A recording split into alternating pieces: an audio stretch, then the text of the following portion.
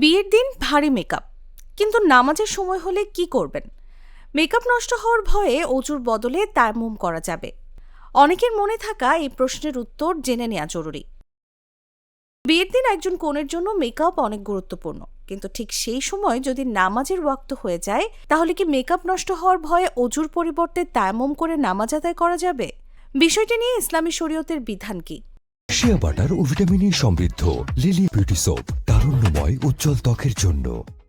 ইসলামী শরীয়ত অনুযায়ী তায়াম্মুম করার জন্য অবশ্যই গ্রহণযোগ্য ওজর থাকতে হবে, যেমন পানি না পাওয়া অথবা এমন অসুস্থতা থাকা যেখানে পানি ব্যবহার করলে রোগ বাড়তে পারে বা শরীরের ক্ষতির আশঙ্কা থাকে।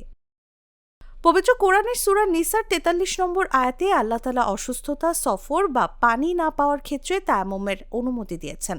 তাফসিরে কুরতুবিতে উল্লেখ করা হয়েছে, পানি সহজলভ্য থাকলে তায়াম্মুম বৈধ নয়, তবে পানি ব্যবহার করলে যদি বাস্তব ক্ষতির আশঙ্কা থাকে তখন তায়াম্মুমের অনুমতি রয়েছে।